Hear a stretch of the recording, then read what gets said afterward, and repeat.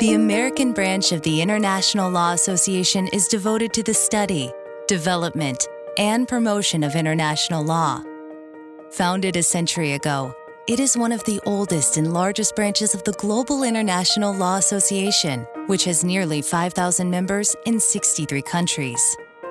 The motto of our organization is now more than ever.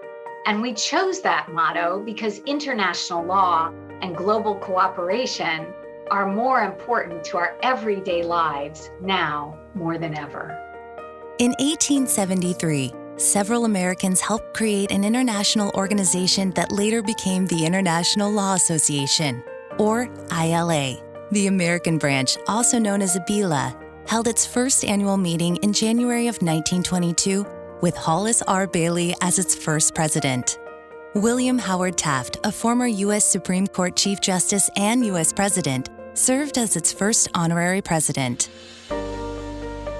I'm incredibly proud of ABILA's 100-year legacy of doing that work through its conferences and its events and its committees.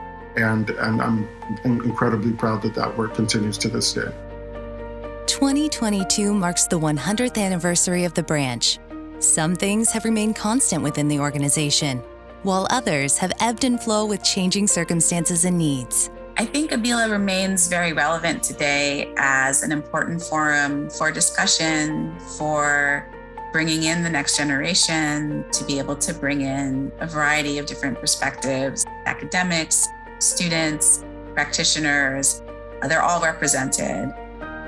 The professionals who make up the American branch are a diverse and inclusive group of practitioners, public servants, and academics who volunteer their time, energy, and expertise to support the branch's mission.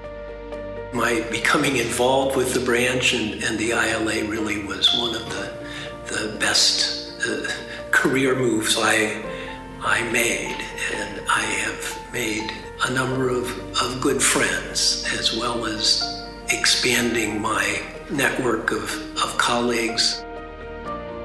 The American branch is so relevant today because it's successfully bridging the gap between the profession and future generations of lawyers.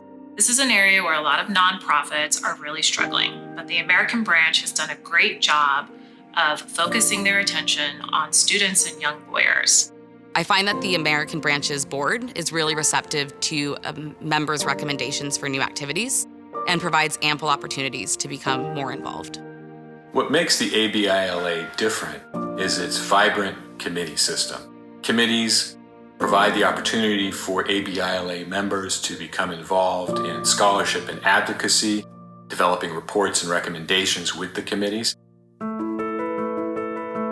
The committees cover many areas of international law, including arbitration, commercial law, human rights, space law, the use of force, and law of the sea, among many others. As of 2022, the branch has 20 active committees and 1 study group. Their work is central to the branch's mission.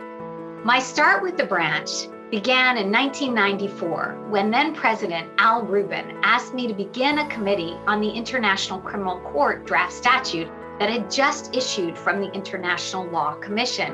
Our committee proved to be very influential. We actually produced a model draft statute that was then presented to the delegates at the diplomatic conference in Rome.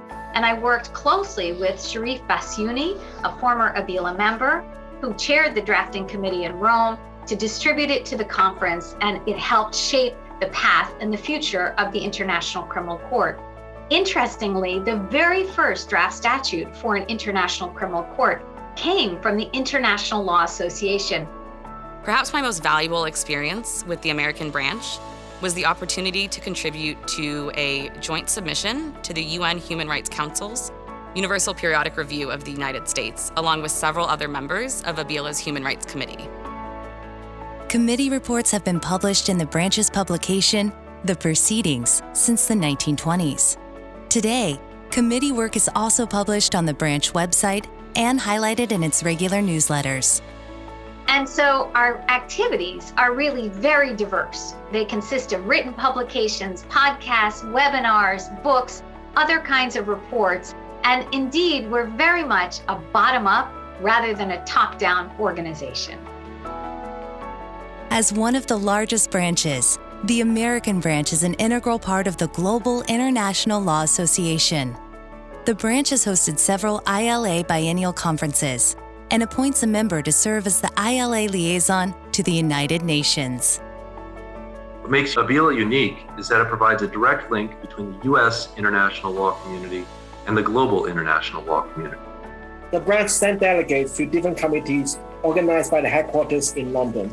They work on very interesting projects. As part of the International Law Association, the American branch is part of a worldwide network of individuals committed to work of great importance 100 years ago and no less urgently so today. The American branch also collaborates with other U.S. organizations, including the American Society of International Law, the American Foreign Law Association, and the New York City Bar Association. It is a global institution. It's a global association, so you're part of a bigger system. Because of our relationship with the International Law Association and many other global organizations dedicated to the progressive development of international law, our members have a unique opportunity to connect with and learn from colleagues from different countries and legal systems around the world. The work of the American branch, as well as the connections that it fosters, are as important, if not more so, I think, than when the branch was founded 100 years ago.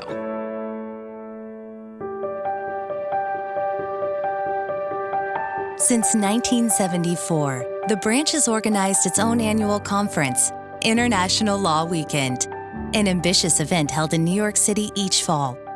We bring together between 1,000 and 2,000 individuals, depending upon whether we're in person or virtual, to debate, deliberate, and discuss the most important international law issues today.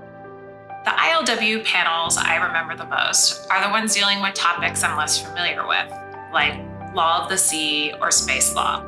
It's really great to be able to go to a conference in your area of specialty, but also learn something new. It promotes an epistemic community of international legal professionals, academics, students, practitioners, diplomats, government officials. It's one of the many exciting aspects of attending International Law Weekend. For some members, attending International Law Weekend has been an eye-opening, even life and career-changing event. I had one of those epiphany moments in a lecture about public international law or a panel about it. And it was really, I want to be in the field of public international law and not at the big Manhattan law firm where I was a litigator. And that really led me, with other developments, to a second law degree in international law and then a career in international law.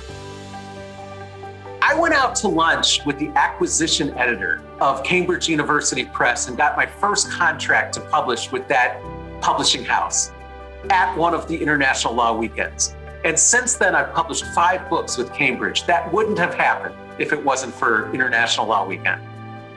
In addition to the International Law Weekend, the branch organizes regional conferences.